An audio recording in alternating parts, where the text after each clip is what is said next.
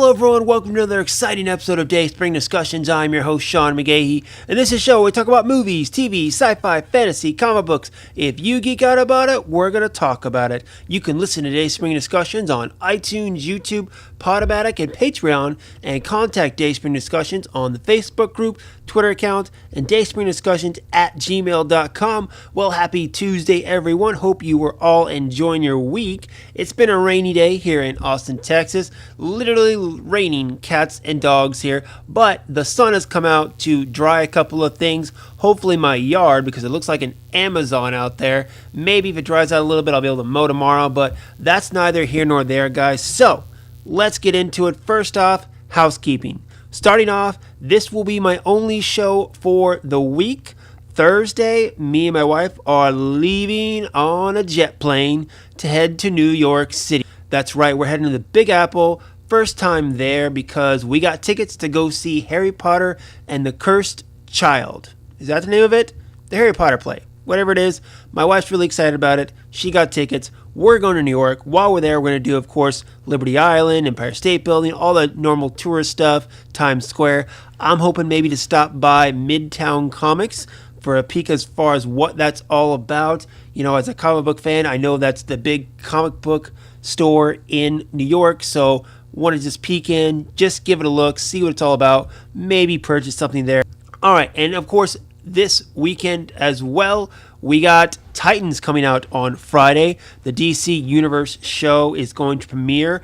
Probably I'm going to watch it on the fly on my tablet. And of course, I'll let you guys know what I think about it next week. And then this last weekend, we had Venom come out. For those of you who don't know, I did an emergency podcast Saturday to share my feelings on the film. And for those of you who didn't listen, I didn't like it. I didn't like it one bit. Critics are kind of in agreement with me, while other fans are lukewarm about it. I haven't heard anyone say it's great or phenomenal, but most people say it's okay.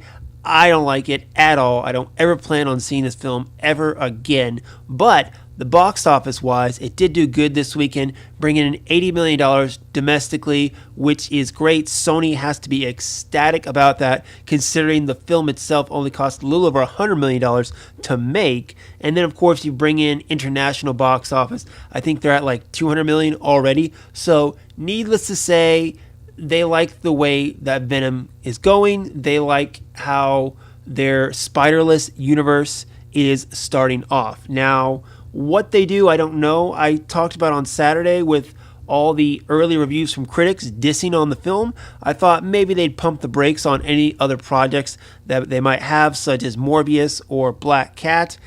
Maybe they won't now. I mean, I probably, from my guess, if they're making money, that's great. But you got to think they're at least taking a look at some of the critic reactions and wondering how it might have hurt them. Maybe they probably made another $10 million if it wasn't for those early bad reviews of the film.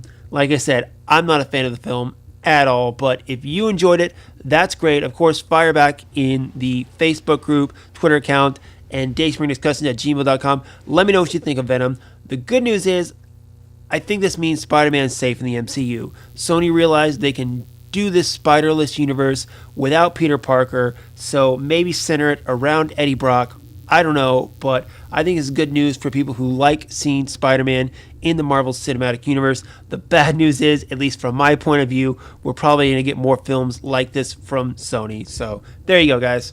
All right, and as for this last weekend, New York Comic-Con took place. I'm sure those of you following it or following me on social media accounts realize all the goodness that came out.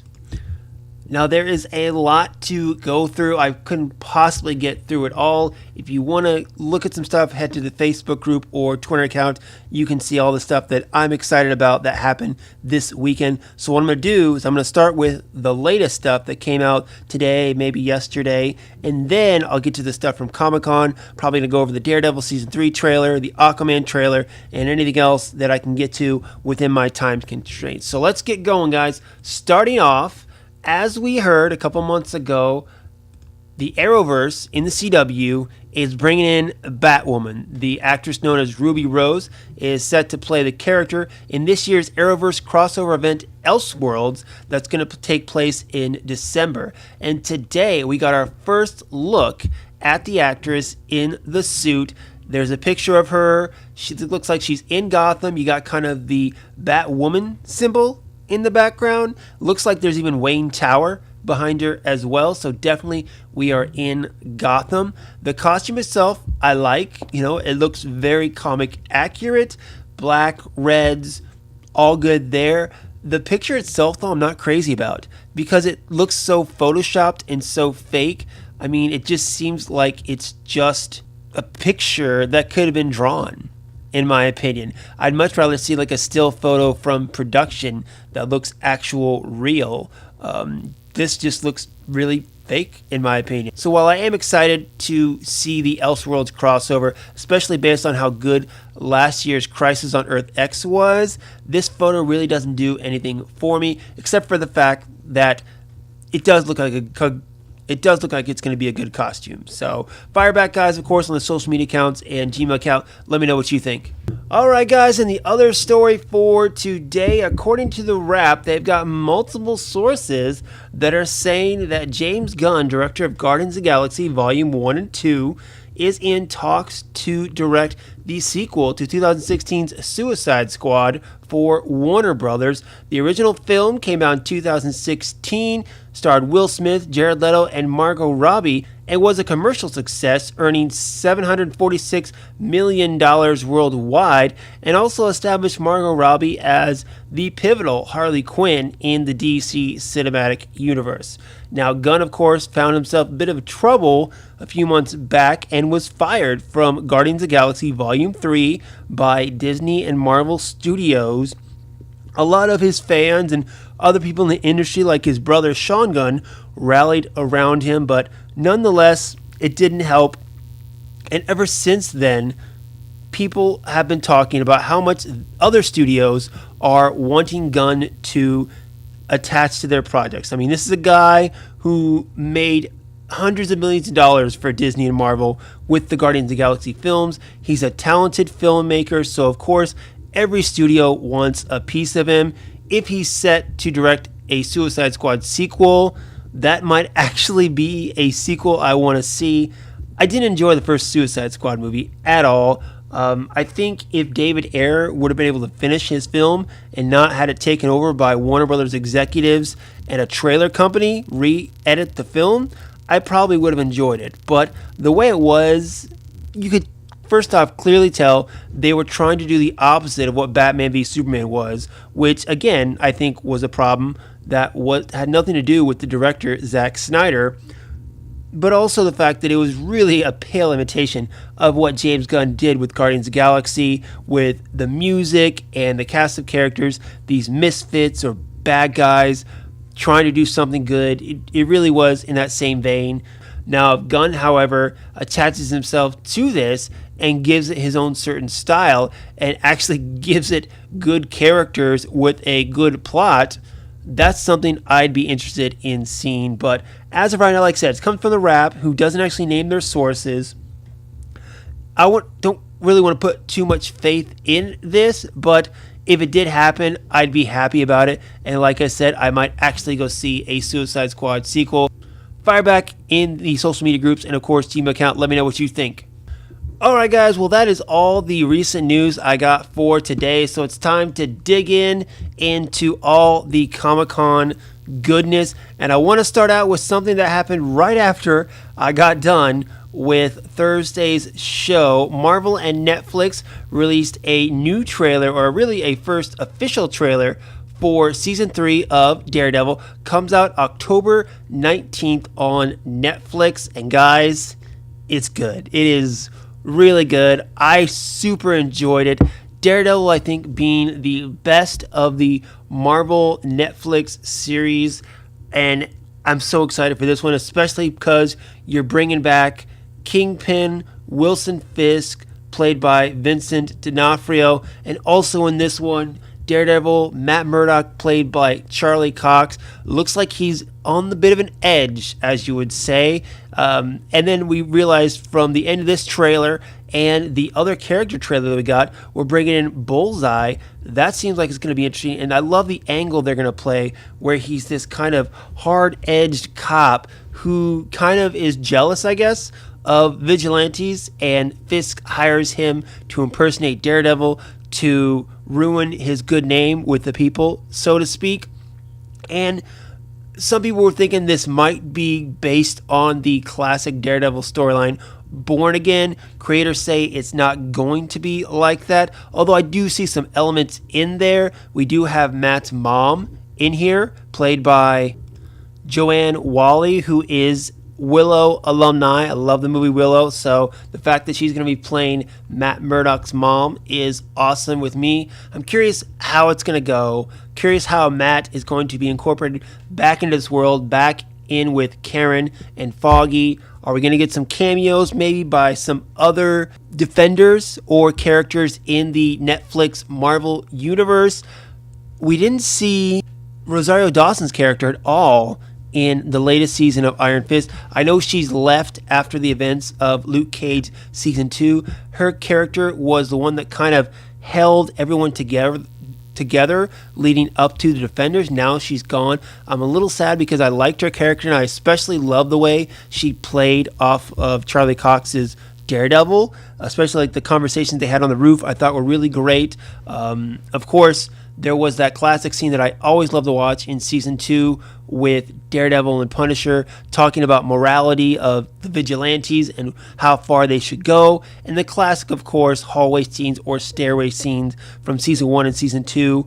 People are looking forward to the next one that is going to be in Season 3. But as I said, as a Daredevil fan and a fan of Daredevil on Netflix, I'm super excited for this. I actually had the day off that day. Technically, my daughter's actually going into surgery to get her adenoids out. So while they're doing that, I'm going to be in the hospital with my tablet watching Daredevil Season 3. And you can bet that a couple days later, I will have finished it and let you know what I think. But if you guys haven't checked out the trailer, go online, do so, and let me know what you think. Okay, next up, we got a new trailer, or extended look, if you will, at Warner Brothers' upcoming Aquaman film.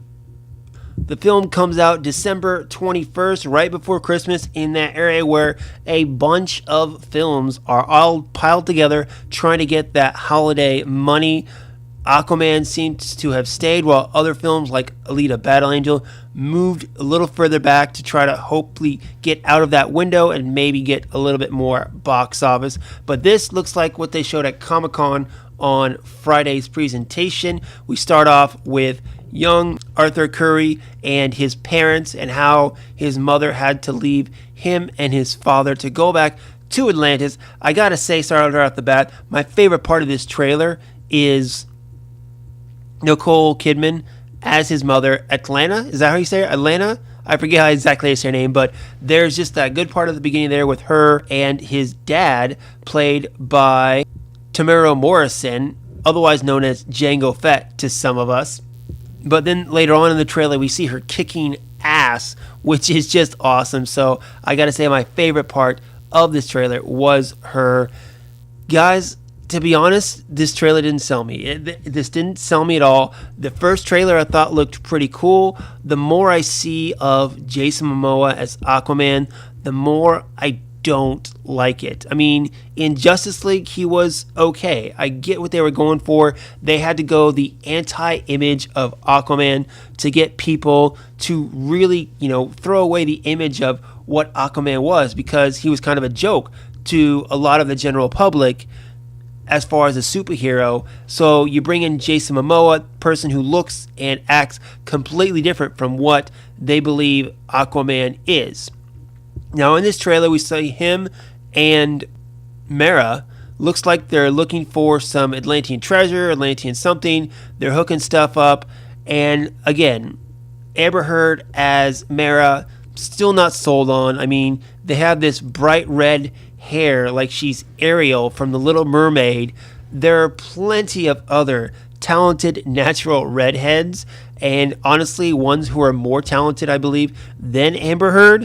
Why they had to get her and then dye it like stark red, I don't know. I just gotta say though, it was pretty cool when she pulled the sweat off of Arthur's head, giving you a little glimpse of her powers and what she can do and how she's really different from what Arthur can do.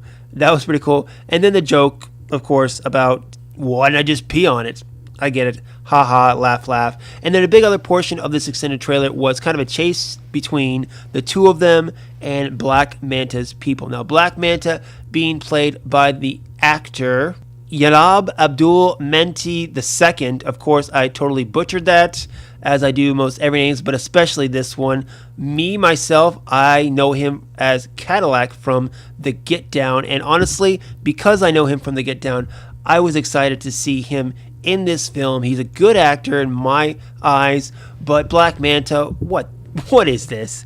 Seriously, did you see him, the way he looked? I mean, yes, he looks very CG. A lot of this film is going to be CG because of the nature of it. I understand that. But if you look at that versus compared to, say, how they have him in Young Justice, a much more sleek and simple look, you could have easily gone that way with the film and it wouldn't have looked as goofy.